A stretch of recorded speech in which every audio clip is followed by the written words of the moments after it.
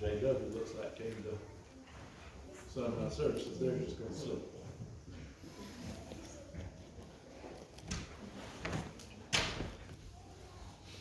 Before I go any farther, let's ask them real quick.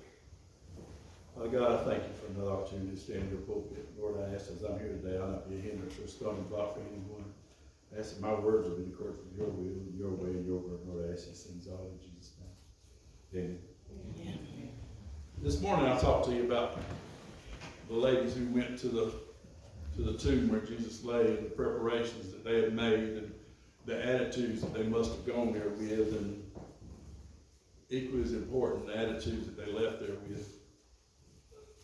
And that's kind of where I'm at right now. Again, sometimes I title what I wrote, and this morning was like going to the tomb, but why? And this is rolled away and he ain't there. And I want y'all to think about the attitudes and the hearts of those who went to the tomb looking for Christ, or went to the tomb to see what the ladies were telling them that they had seen. After the women went to the tomb where Jesus was laid, they went back and told the disciples what they had seen. And we're going to read that from Luke 24, 2 through 5.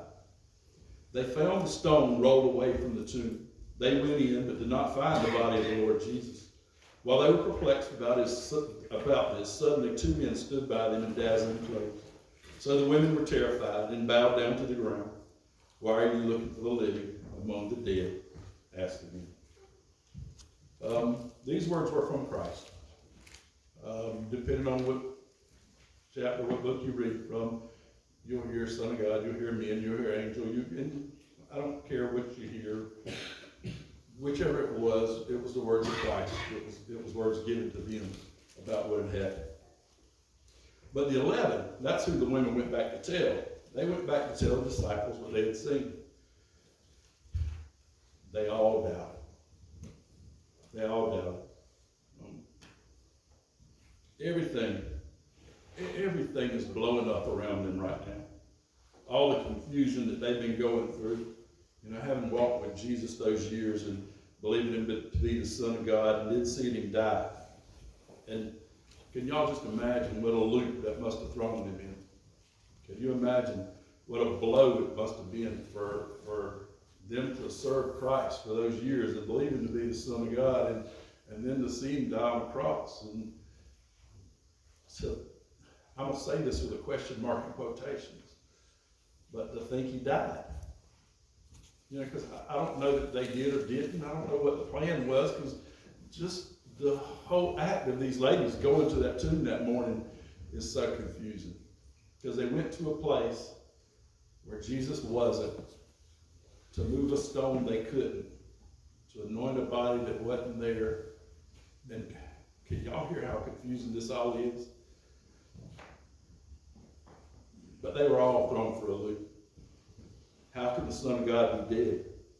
Imagine those days that he laid in that tomb. What must the thoughts have been through those days? All the doubts they must have had. Then they get the news from the women, and they went to the tomb, and he ain't there. He went, and he ain't there. I mean, that's a huge statement. They went to the tomb, and he ain't there. You know the questions that they're asking. The first one's got to be, who took him? Who took him? Who could have done this? That's probably what they were saying out loud, what they were thinking. I say what they were thinking with a question mark, because is that what they were thinking? Son of God, what might have happened? I don't know if they actually had any idea that he was alive. I kind of doubt it, but their minds must have been going wild with wonder. Just wild with wonder about what could have happened, what might. Y'all, that's us every day, okay? If you're walking in faith, you still have those moments, as we pray, Lord, not my will, but yours. What comes next. And that's where when faith comes in, faith says that what the Lord gives to you is what you're supposed to have. I pray for your healing, and I pray expecting your healing, but I pray wanting God's will in your life. Wanting God's will in your life. And my foot's been hurt for a month, and evidently it ain't his will to get me ready yet. It ain't right yet. So that's how I'm going to approach this small, silly thing. Can we approach our everyday life? Can we approach these important decisions in our life with that kind of faith? Knowing that I don't understand, and it's okay. Knowing that I don't know exactly, but it's okay. And having faith that says, if I just keep walking, what's the song say? I'll understand it by and by. You know, because I will. And each day that passes, I have a little more understanding than I had the day before. Each day that passes, I have a little more faith, a little more strength than I had the day before. And I can't explain those things to you except to say that I walked with him enough to know. You know, how do you minister to a lost person, to somebody who's doubting, to somebody who's worrying? And when they come to me and argue the fact that God's not around them, the fact that they don't believe, the fact that they don't see, when they come to me and argue those facts, and I don't have the fact to say he's not in the tomb. I'm in the same place. He's not in the tomb. And they say, well, what's your proof that he's alive? And all I can say is here. I know he is because I feel him every breath. I feel him every step. I feel him every moment. You know, so that makes me think when those women left that tomb and they were going back to find the 11, what must they have been thinking? What must their hearts have been doing? I know there was some scared there saying, oh, they stole his body away so we couldn't see. But then I know some others were probably not saying it out loud because they don't want to be the one that said this out loud. But they said, he might not even be dead. You know, was that in the back of their mind as they went? And then they make that journey back to the 11 and they say, he's not in the tomb. He's not in the tomb. And the 11 are like, oh, that's silly. Of course he's in the tomb. And all he says, I saw the stone. The stone was moved. The grave was empty, and nobody believed. And Peter ran to the tomb. Peter ran to the tomb. Y'all know why Peter ran to the tomb, right? Because he had denied God. He had denied God, and he I'm not going to say he believed, but he had great hope. He had great hope that Jesus was not in that tomb. He had great hope that Jesus was going to come back. He had great hope that Jesus was going to be there so that he could receive his forgiveness from Christ. He had great hope. He had great hope. Doubts and great hope.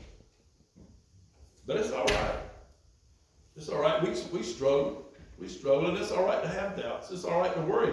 But your faith and your walk and your long-term walk and your knowing, I say this a lot, but knowing the character of Christ, knowing the character of God will tell me to take another step because if I don't see yet, I will.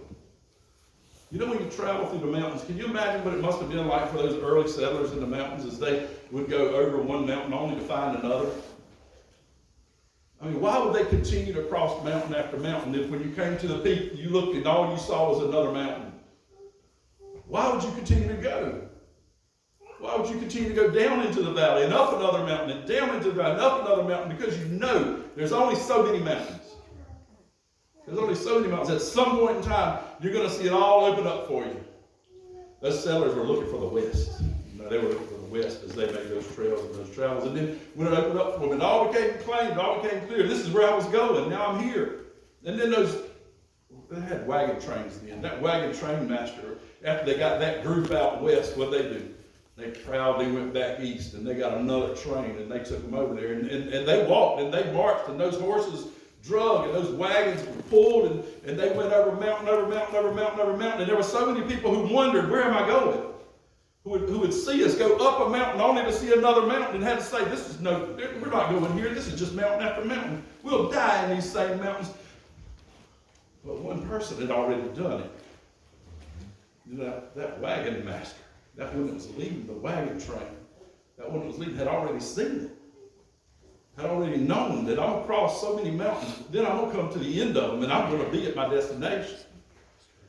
You know, I wonder, was there anybody in that group of disciples and those ladies, I wonder if there was any group there that had walked far enough to say, when that tomb was empty and they went back to the 11, I pray, I hope, I think that some of them believed before they got back to the 11 that the Son of God's alive. You know, I pray that they got there and somebody had to believe and somebody had to leave. Peter ran back. Peter had a certain amount of belief, a certain amount of hope, a certain amount of desire in him because he ran back. He ran back and what he must have thought. That's what I like to think about, what they were thinking in their heads. When you don't say the words out loud, you know. What you're thinking in your head as you worry, as you wonder, as you doubt, as you praise, as you have confidence, all those things, all that spectrum, all that rainbow. You see all those colors in that thought. You see all those emotions in that thought. But does Peter go from he's dead to he's alive, he's alive, he's alive on that journey to the tomb? I don't know if they actually had any idea. I kind of doubt it. But their minds must have been going wild with wonder. And the women were asked, why did you seek the living among the dead? The women, they must have been ahead of the disciples here. I don't mean ahead of the disciples on the trail. I mean in their thoughts. They must have been ahead of the disciples. Could he be alive? But he is alive. The women told the 11 about these things which they had seen, and they didn't believe them. But chapter 24, verse 12 says, Peter, however. Howevers are big, y'all. When you read howevers in Scripture and wherefores, understand the howevers and the wherefores, because they're telling you something big. Peter, comma, however, comma, got up and ran to the tomb. When he stopped to look in, he saw only the linen clothes. So we went home amazed at what had happened. Can you see that trip home? 80 sitcom in my head. I see Peter going in the door. I see Peter laying on the couch going, oh yeah. I see Peter up at the table, sitting at the table going, oh yeah. I see Peter leaning over in the corner going, what in the world? I see Peter marching all around this house going, what's happened here? I see Peter thinking. I see Peter's mind swimming in all the thoughts and the wonders and the amazement. I wish I knew what he was thinking.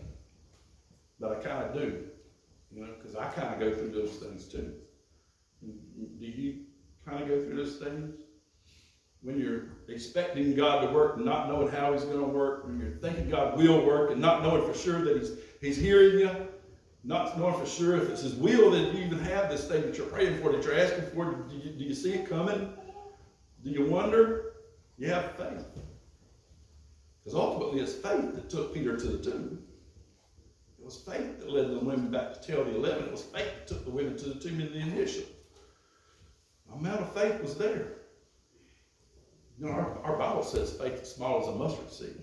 Move mountain. Preparing spices for that day, getting out very early in the morning, Scripture said, to go to minister to Jesus' needs showed a certain amount of faith. That amount of faith, what could happen? A stone can roll away. Jesus Christ can come back. And it wasn't because of us. It wasn't because of our faith. It was because of us, because he came back because of me. He came back because of you. He came back for us for no other reason. He had nothing to prove to the soldiers who had killed him. He had nothing to prove except that he was the Son of God. That's all he had to prove. But you understand that he really doesn't have to prove it. Because no matter what you say or what you think or how you feel, he is God. No matter how you argue, how you doubt, how you wonder why this or why that, no matter how you say it could be better this way or that, no matter what you think, say, how you feel, no matter what you want or desire, he's still God. He's still God. Oh, there could have been so much better, so many better ways to change the Romans, so many better ways to take the word to the world, so many better ways that could have been done. So many easier ways. Jesus could have sent legions of angels, not with swords and fire, but he could have sent legions of angels to tell everybody in a way that they would have to believe. He could have sent legions of angels that said, you'll believe or you'll die. He could have done that. You know how I know it wasn't right? Because that's not what he did. Because he could only do it the right way. What would it mean if Christ made me love him? What would it mean if Christ made you love him? If you had no choice but to love him, it wouldn't mean a thing. Not a hill of beans. It wouldn't amount to anything. Love only matters when you have a choice not to love. That morning mattered to the ones who went down to anoint his body. That morning mattered to the ones who went back to the tomb to see it empty. That morning mattered to those who would take his word to the world. That word mattered. That word mattered. It mattered because he said so. because he said so. And saying it wasn't even enough for him. He had to prove it to me and you. He proved it to you and me when he laid on the cross and accepted all the guilt, all the shame, all the sin, all the punishment, the beaten's blood, and he accepted all that lovingly because of me and because of you. My sin. I don't have to bear my sin because he did. I don't have to walk alone because he did. Well, why do you believe?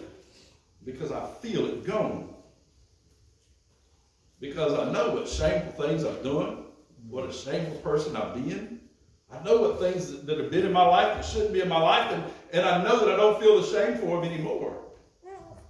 I know that he's forgiven me, that he understands, and I know that, I know that, I know that. How can I prove it to you? Really, I can't.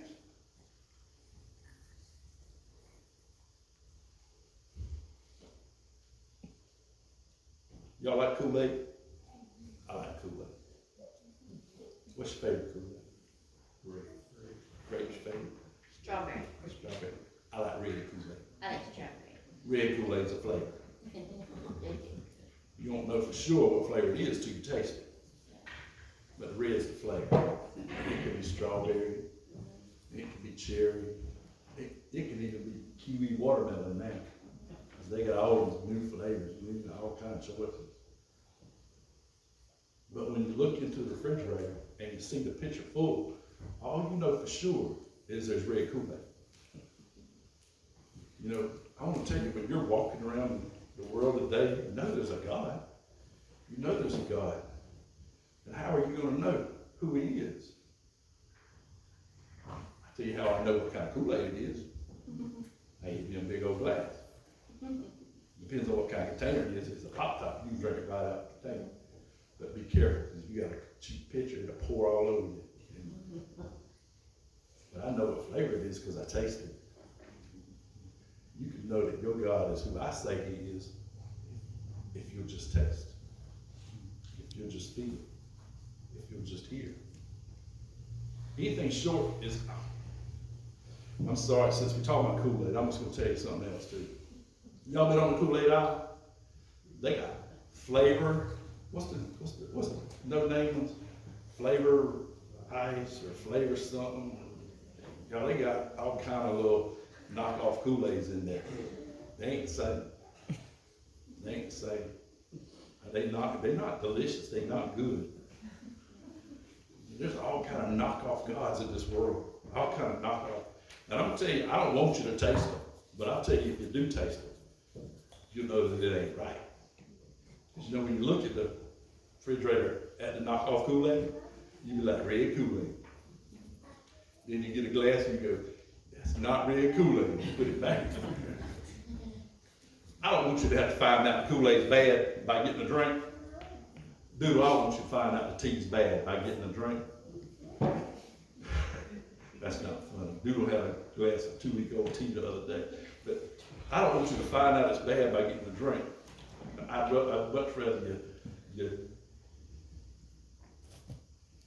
much rather you believe the testimony of those who take it to heaven. But ultimately, I'm right with you tasting the bad Kool-Aid. So how else you gonna know the good one? But I'm gonna tell you that Jesus Christ, there's no substitute. There's no substitute. There's no amount of wishing or wanting for things to be different. None. Peter, however, got up and ran to the tomb. Remember, y'all, it ain't been that long since Peter denied him. It ain't been that long since Peter denied him. And that was his chance to say, Jesus, I'm sorry. And he did. And we'll read later when Peter actually did get his forgiveness, or when he asked for his forgiveness. But Peter still, he must feel the hope, because Jesus ain't in the tomb. Maybe he's wondering if somebody took him. Maybe he's hoping somebody took him to protect him. There's got to be a lot of maybes here on Peter's part, a lot of doubt on the other 10's part, but what's for sure is that he ain't in the tomb. Whatever the doubts are, the fact is that he's not there. Can you feel that in your thoughts sometimes? You aren't sure of some things, but you are sure of some other things. security in him, even when you don't understand.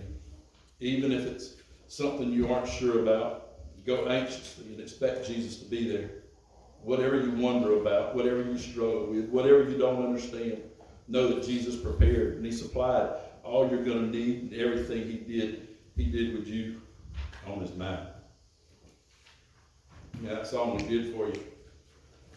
Yeah, that's a lot more than just a song. It's a lot more than lyrics that some of us did real good on and some of us butchered for the choir today.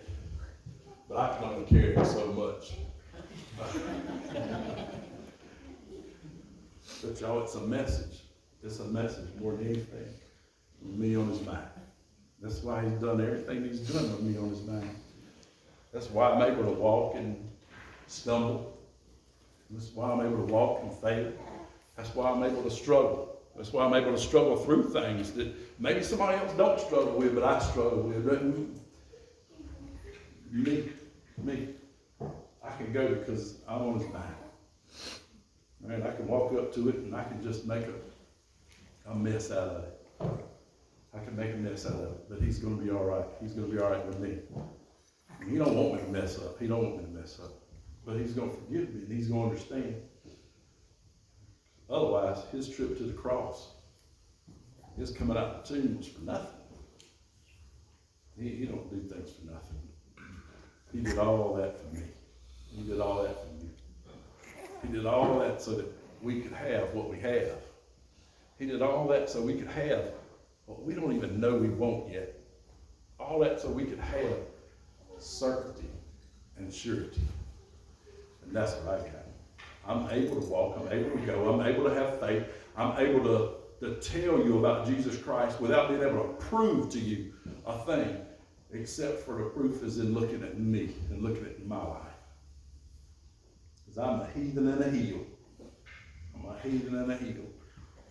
But he said I could be something a little different than that. There ain't no telling what he might make out of y'all. He made that out of somebody as sorry as me. If he had fine, upstanding folks like you to work with, what might he do? What might he be able to do? Had to bring me a long way to get me where I am. If he takes you as far as he took me, I can't imagine. Y'all, I started way down here, and he took me that far. If y'all starting up here, and you get that far, can you imagine what you could do in the world?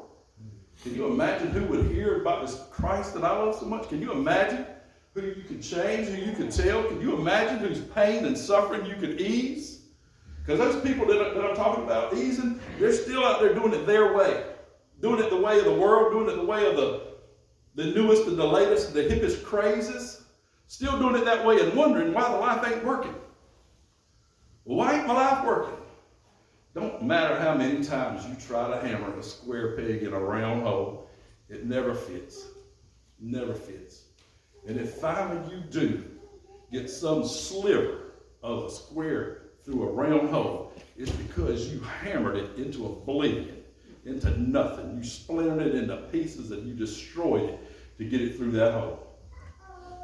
But that's not the way God does. It's not the way he does. When he sees the opening, he moves the problem. He moves the impediment. Be it a stone, be it a struggle, be it a worry, be it a concern, whatever it be, he removes it from me. I believe I'm the same as y'all. I know he'll move it for you too. I'm asking our musicians to come forward. It's Easter. We're going to have a hymn of invitation, as we are known to do in Baptist churches. And I'm going to tell you, it's not for show, and it's not because you expect it. For none of those reasons. This place is opened up to you so that you can accept this Christ that I'm telling you about, so that you can accept this love and forgiveness, this mercy and grace that I'm telling you about. This place is opened up for you. And Jesus is right there. He'll meet you. When you hit your knees in this place right there, you feel him face to face with you. But some of you are a lot stronger than that. And you're not coming down here. And I know that. And I believe that. You're not going to come down here. And it's all right. Because Jesus knows you better than me. And you can sit in that seat if you want to. But he's with you. He's right there over your shoulder. Can you feel his hands on your shoulders right now? Can you feel his breath on your back? Can you feel him wrapping you? Can you feel his arm? Can you feel the warmth of him coming around you? He's there with you right now. I'm going to tell you, whether you come down to here or not, he's not leaving you alone. He's calling you. He's calling you for purpose. To be saved. To be saved for the first time or to let go of what's holding you back now. Saved sinners and lost sinners. Two kind of people in this room. I pray that you make a decision today to join the saved sinners side. As we sing, y'all come if you will. 307, 300. At the end of every service. And those critics of the Billy Graham sermons of the Crusades said it wasn't fair. Said it wasn't fair that they used that song because that song was so powerful and so emotional. I'll tell you, the song is not that powerful and emotional. The song is not. The idea is powerful and it's strong, but that idea was given by God. God gave that because I come like I am. I come like I am. I don't have to be what you say I have to be. I don't have to be this. I don't have to be that. All he said I have to do is come. It ain't fair. It's not fair. They were right about that song. It's not fair because Satan can't stand against that. But it's never been a fair fight. It was never supposed to be a fair fight. Because the truth is there's never been a fight. There's never been a fight. We act like there is, but Jesus Christ went to the cross and Satan was defeated and hell was defeated. There's no fight to be had. Jesus Christ comes back, came out of that tomb. The stone was rolled away so that he could walk me to my destination, so that he could see me safely through to my destination. I'm on my way, y'all. I pray you would be too. As we go, I want you to take the message of Jesus Christ. I want you to take the message of the stone rolled away. I want you to take the message of a God who wouldn't leave you alone. I want you to take the message of him to them. To them. As I have it, I'm good. I pray you have it, and you're good. I don't know how many of them don't have it. I don't know how many of them don't have it. And that's a heartbreaking thought. It's a heartbreaking thought to know that my Savior did all that to offer us something. And we just said, I don't want it. Take that to him, young. But he ain't dead. He's alive.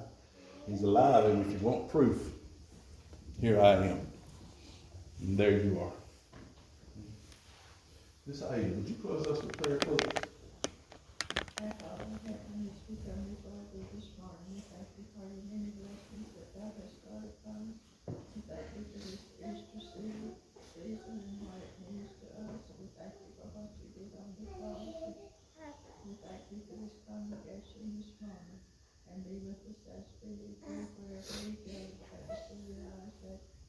You're closer to us than a mother, father, sister, and a brother.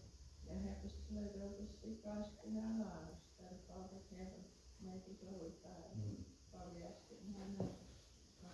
Amen.